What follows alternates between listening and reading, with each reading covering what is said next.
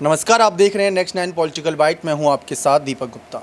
साल के अंत में होने वाले बिहार विधानसभा चुनाव से पहले एक बड़ा सवाल है कि महागठबंधन के सीएम चेहरे को लेकर तेजस्वी यादव ही क्या अंत में मुख्य भूमिका निभाएंगे या फिर कोई बड़ा बदलाव करने की मूड में है कांग्रेस।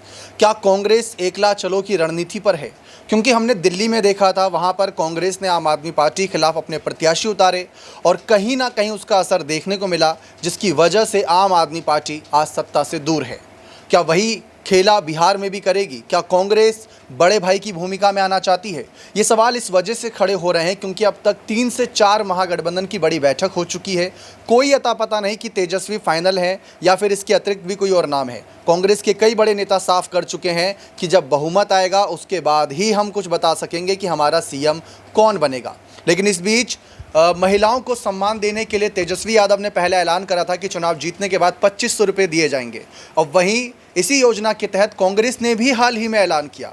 अब एक तरफ तेजस्वी ऐलान कर रहे हैं, एक तरफ कांग्रेस अलग से ऐलान कर रही है। तो ये अलग अलग क्यों चला जा रहा है? जब गठबंधन है तो एक ही मंच से एक ही पुकार होनी चाहिए, एक ही यहाँ पर कहीं ना कहीं नारा होना चाहिए। अब अलग अलग यहाँ पर जाने का सीधा संदेश कहीं ना कहीं जा रहा है कि कहीं ना कहीं ये अकेले जा सकते हैं। इसी मामले पर जानते हैं अमन सर से कि बिहार की रणनीति में जिस तरीके से कांग्रेस की यहाँ पर भूमिका है, कहीं ना कहीं गठबंधन के तहत हमने झारखंड में देखा था, हेमंत सोरेन की हाथ बटाया था, ताकत बढ़ाई थी, जिससे सरकार बनी।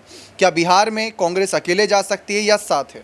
देखिए दीपक, जाहिर बात है कि जब इंडिया गठबंधन बना था उस समय बड़ी उम्मीद की जा रही थी कि अगर पूरे दल साथ मिलकर चुनाव लड़ेंगे, सब दल अगर साथ मिलकर चलेंगे तो यहाँ पर बीजेपी को हराना आसान हो सकता है। और इसी बात को लेकर ये पूरे का पूरा संगठन खड़ा होता है। नीतीश कुमार उसके सबसे बड़े कह सकते हैं कर्ता धर्ता बनते हैं। लेकिन जैसे ही ये संगठन आगे बढ़ता है उसके बाद नीतीश कुमार धीरे से अलग हो जाते हैं, लेकिन ये संगठन फिर भी रहता है, चुनाव में जाता है। और जो बीजेपी 400 पार का नारा लगा रही थी वो महज 240 पर आकर रुक जाती है। अब यहाँ से ये कहानी बनती है कि नीतीश कुमार उस समय अगर इंडिया गठबंधन का हिस्सा रहे होते तो बीजेपी सत्ता में कभी नहीं आ पाती। एक बात। दूसरी बात ये है जो आप कह रहे हैं कि क्या वाकई में जो कह सकते हैं महागठबंधन है या इंडिया गठबंधन है, उनके अंदर आपस में अब दरार पड़ने लग गई है। क्योंकि यहाँ पर मुख्यमंत्री पद को लेकर लगातार आपस में भिड़ंत देखने को मिल रही है। क्योंकि कांग्रेसी खेमा जो है वो 2-3 नाम कहने का सजेस्ट कर रहा है, जिसमें कन्हैया कुमार का भी नाम है। आपने देखा कि जब कुछ दिनों पहले बिहार में वो यात्रा करते हुए नजर आ रहे थे, राहुल गांधी भी उनके साथ में दिखाई पड़े थे। अभी 27 तारीख को फिर राहुल गांधी बिहार जा रहे हैं। तो यानी कि कांग्रेस पार्टी भी चाह रही है कि उनकी स्थिति बिहार में मजबूत हो, इसीलिए तमाम जो चीज़ों के ऊपर मंथन भी चल रहा है, बैठक चल रही है। लेकिन महत्वपूर्ण सवाल ये है कि क्या कांग्रेस पार्टी ने एक्सेप्ट नहीं किया है बीवी तेजस्वी को जो है मुख्यमंत्री चेहरे के रूप में? अगर ऐसा है तो यहाँ पर गठबंधन के अंदर फिर प्रॉब्लम आ सकती है। जैसा हम एनडीए गठबंधन में देख रहे हैं कि वहाँ भी हर दल ये चाहता है कि भाई उनका जो नेता है वो मुख्यमंत्री का चेहरा होना चाहिए। वही कुछ अब इंडिया गठबंधन में भी देखने को मिल रहा है। क्योंकि यहाँ पर चाहे आप कांग्रेस की बात करें या वाम दल की बात करें या फिर आप आरजेडी की बात करें, सभी दल अपने आप को मजबूत करना चाहते हैं। और एक रिपोर्ट के अनुसार ये भी कहा जा रहा है कि कांग्रेस पार्टी अगर ताकत के साथ में चुनाव लड़ती है तो यहाँ पर कम से कम 30-35 सीटें उसकी झोली में आ सकती हैं। जी, तो कांग्रेस अगर ताकत के साथ चुनाव लड़ती है तो 30-35 सीटें निकाल सकती है। लेकिन कोऑर्डिनेशन कमेटी के अध्यक्ष तो तेजस्वी को बना दिया गया था।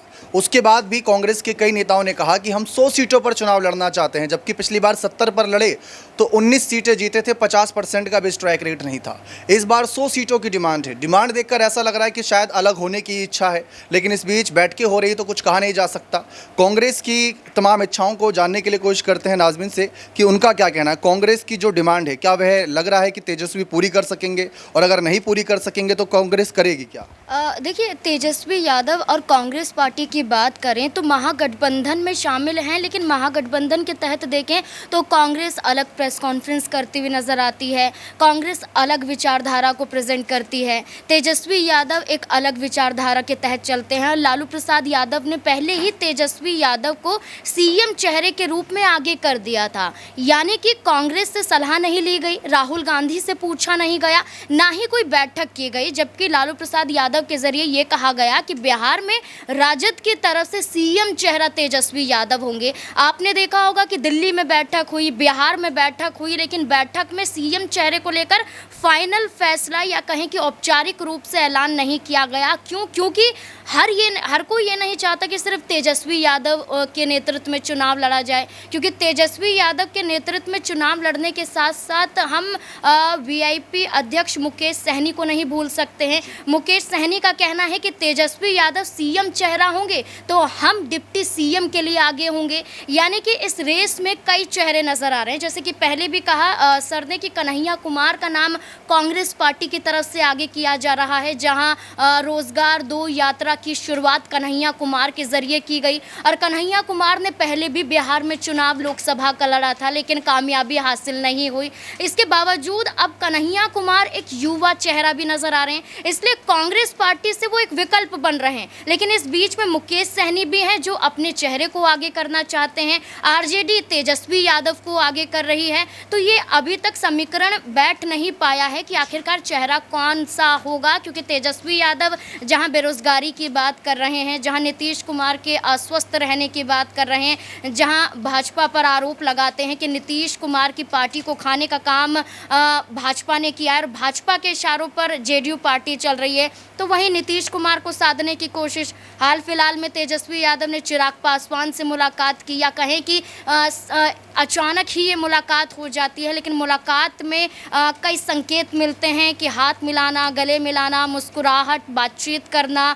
तो ये दर्शाता है कि तेजस्वी यादव एक अलग ही रणनीति में लगे हुए हैं और कांग्रेस एक अलग ही विचारधारा के साथ चल रही है, जो मेल तो नहीं खा रही है। लेकिन महागठबंधन को अगर जीतना है तो सबको साथ चलना पड़ेगा। अगर तेजस्वी यादव के नेतृत्व में फैसला किया जाना चाहिए तो औपचारिक रूप से ऐलान भी हो जाना चाहिए था। दिल्ली चुनाव हमने साल की शुरुआत में देखा था और सबसे बड़ा मुद्दा था महिलाओं को 2500 रुपये देने का, महिला को कहीं ना कहीं आगे बढ़ाने का, उनको सम्मान देने का। वही हमने झारखंड में देखा, वही हमने महाराष्ट्र में भी देखा।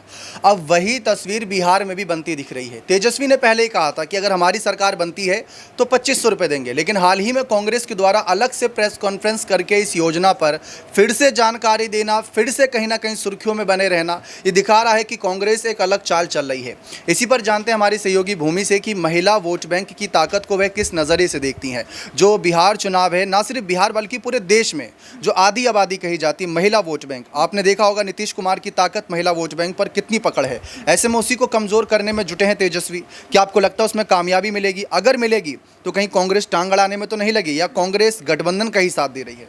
जैसा कि हमने दिल्ली विधानसभा चुनाव में देखा था, जब बीजेपी ने पहले तो आम आदमी पार्टी ने ऐलान किया था कि जब हम एकदम से चुनाव आए थे तो उन्होंने 2100 रुपये देने की बात कही थी। लेकिन वहीं पर जब बीजेपी को ये चीज़ पता चली थी तो ये बता दें कि बीजेपी ने एकदम से पैसों की रेट बढ़ा दी, तो उन्होंने 2500 रुपये कर दिए थे। तो उनमें एक तरीके से हम ये देख सकते हैं कि वो ज़्यादातर महिला वोट को टारगेट करने के लिए ज़्यादा कोशिश करते हैं, क्योंकि जो हाउस होल्ड मानी जाती हैं वो महिलाएं होती हैं। उन्होंने इसके अतिरिक्त और भी बात कही थी। उन्होंने कहा था कि सिलेंडर के दाम बढ़ते जा रहे हैं, बिहार चुनाव को मात्र 4 महीने रह रहे हैं, 4 महीने से भी हम कम लगा सकते हैं, क्योंकि जो रणनीतियाँ बनती दिखाई दे रही है, हम बीजेपी का देख सकते हैं, आरजेडी का देख सकते हैं, वहीं हम नीतीश की पार्टी में भी देख सकते हैं, जेडीयू में देख सकते हैं। वहीं चिराग पासवान को हमने देखा कि चिराग पासवान लगातार मीटिंग कर रहे हैं। एकदम से देखिए संयोज तो नहीं हो सकता, संजोग तो नहीं हो सकता कि वो एकदम से नीतीश से मिलने जाते हैं, उसके बाद वो तेजस्वी से मिल जाते हैं।